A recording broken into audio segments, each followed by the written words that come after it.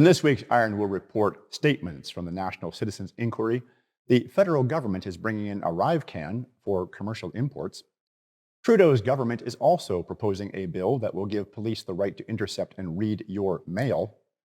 Facebook gets a record fine for violating users' privacy, and toilets are white supremacist.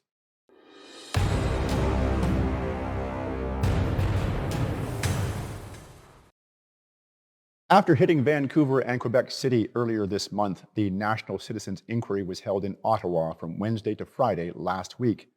Testifying via Zoom from Europe, former managing director of Wall Street investment bank Dylan Reed and president of Hamilton Securities Group Catherine Austin Fitz said the pandemic advanced a financial reset plan that concentrated wealth and power into the hands of the globalists.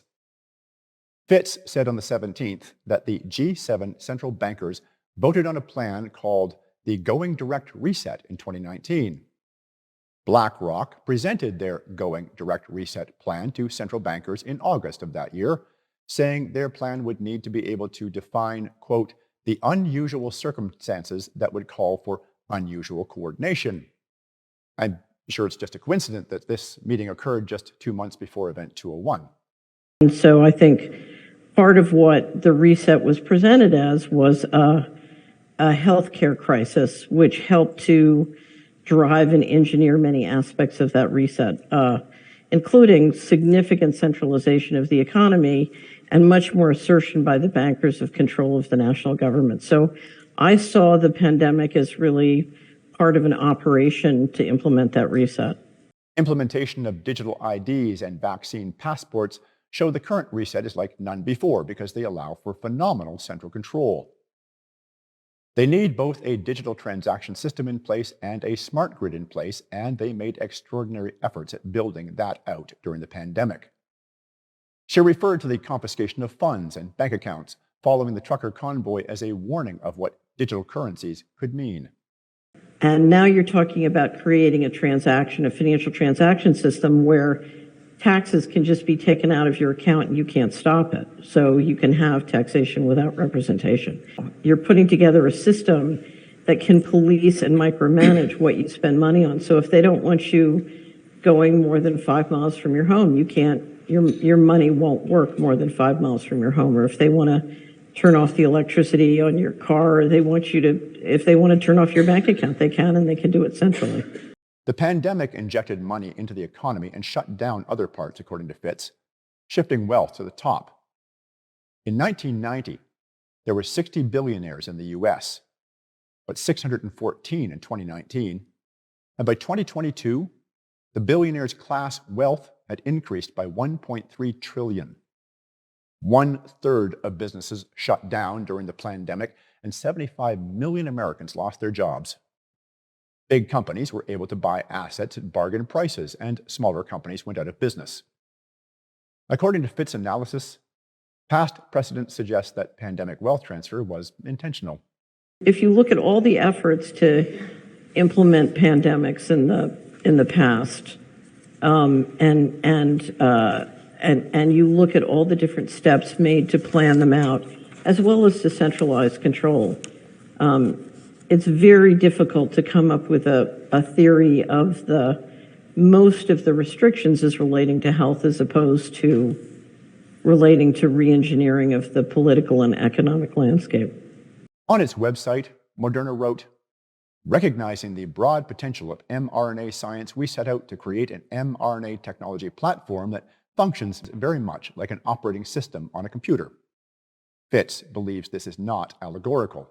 Just as the tech billionaires rose to great wealth by putting an operating system in your computer and then getting you to update it regularly with viruses and then presumably giving the intelligence and military a backdoor so that they could do complete surveillance, this is the basis of much power and much wealth.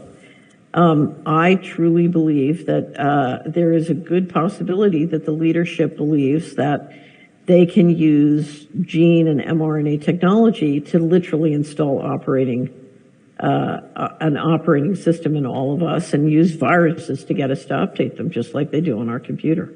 Fitz is president of Solari, a private company that publishes the Solari Report to provide subscribers with insight into current events.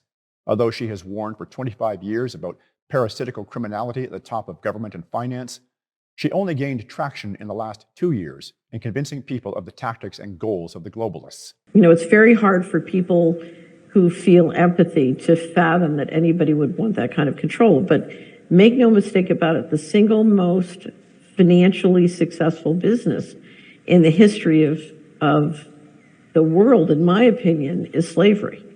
Slavery is an enormously profitable business. Also at the NCI, former control room director for global TV news Anita Krishna said she was told to stay quiet after raising questions about the network's pandemic coverage. Krishna worked for Global News for 25 years as a control room director for news broadcasts in Burnaby, BC. She said the coverage caused panic as soon as the WHO announced the pandemic.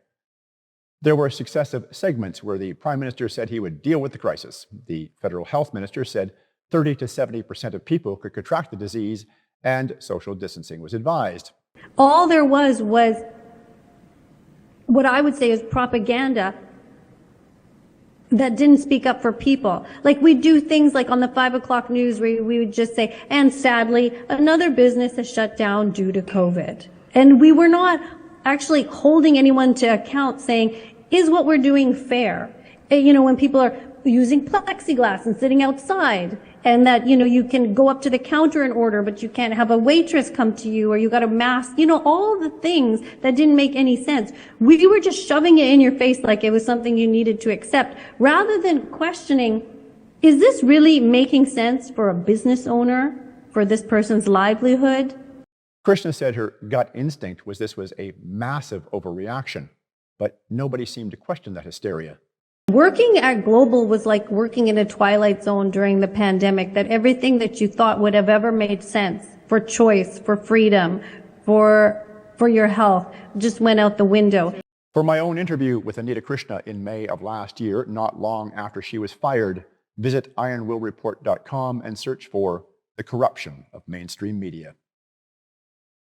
I try to bring you the counter-narrative news so you'll be informed of the truth that mainstream news won't tell you. But every once in a while, I come across a story I think you need to know about, where legacy media might have mentioned it, albeit almost certainly with some kind of bias, but where I have either no opinion or mixed reaction to it. In these cases, I simply report the facts. I'll let you make up your own mind whether or not this is a good or a bad thing. Uber recently announced family accounts, which will allow parents to give their 13 to 17-year-olds access to an Uber ride without the parent calling for it. On the upside, transit in many cities is becoming very dangerous. I personally would be concerned about my daughter riding transit alone in Calgary. Conversely, Uber's own June 2022 annual safety report showed almost 4,000 sexual assaults, primarily by Uber drivers. However, the same report also states that this is down by 38% from the 2017 to 2018 year, and that Uber's accident fatality rate is half the national average. In regards to the sexual assault rate being down, though, it also has to be taken into account that Uber, which has never yet made a profit, has seen ridership fall in recent years. The drop may be nothing more than a reflection of that. Formerly, Uber had a list of reasons, safety among them, as to why they did not offer accounts to minors. So either they've decided that the benefits now outweigh the risks, or there's some other reason for their change in policy. The only personal comment I have on this is that adult males with an ounce of sense don't want to be alone with someone else's teenager, for fear they'll be accused of an impropriety. And Uber drivers can refuse to take a ride. So what does that tell us about the drivers who are okay being alone with someone else's kid?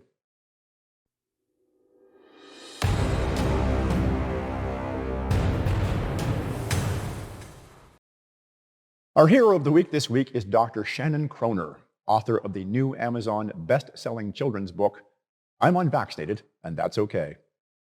In addition to her doctorate in clinical psychology, Shannon has a master's degree in special education. In the book, an unvaccinated child named Nicholas Novax shares the many reasons why his parents did not vaccinate him. His parents' concerns about vaccine injury are discussed, along with the importance of finding a doctor they can trust and openly communicate with, their research prior to the decision, and what it's like to live with an older, vaccine-injured sibling. After working with special needs families for many years, Kroner was inspired to write the book by personal stories of vaccine-injured children. The Reclaiming Canada Conference, sponsored by We Unify, will run in Victoria this coming weekend, featuring over 30 Freedom speakers, including Brian Peckford, John Carpe, Leighton Gray, Umar Sheikh, Kip Warner, John Rustad, leader of the BC Conservative Party, Dr. Stephen Malthouse, Dr. Stephen Pellick, Dr. William Mackus, and yours truly. In fact, I have the honor to be the first speaker at the conference. I'll be up speaking Friday evening at 6 p.m. shortly after the conference opens. I'll be speaking on the importance of independent media and how it unifies us as a nation. My wife, Valerie, and I will be in attendance all 3 days. We'll have a table set up there. If you're going, please stop by and say hello. Last year's Reclaiming Canada Conference led to the formation of the National Citizens Inquiry. That is all for this week's free version of the Iron Will Report. If you want to help us spread the truth, please like and share this video. Social media algorithms promote content based upon how many likes and shares they get. So please take just a few moments to do that and help us share the truth with others.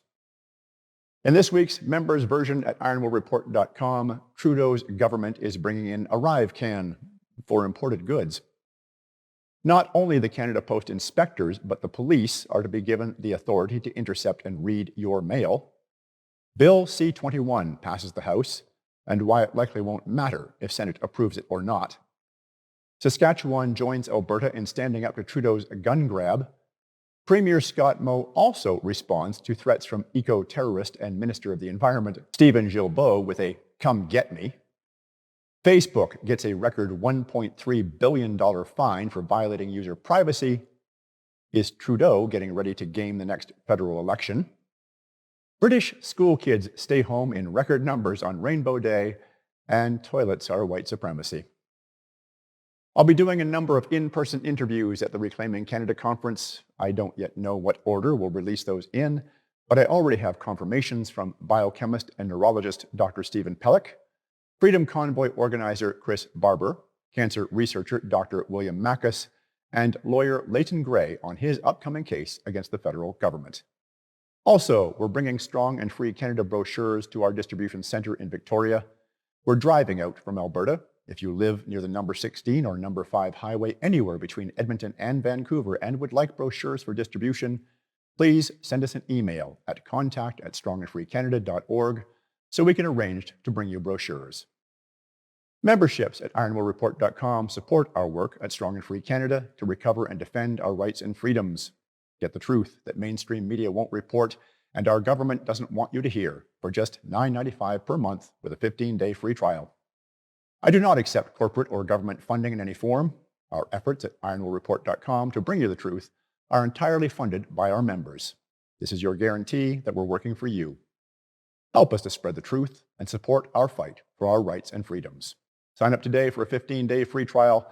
Unsubscribe anytime in the first 15 days, and you will not be charged. You are also not locked in and can cancel your subscription at any time.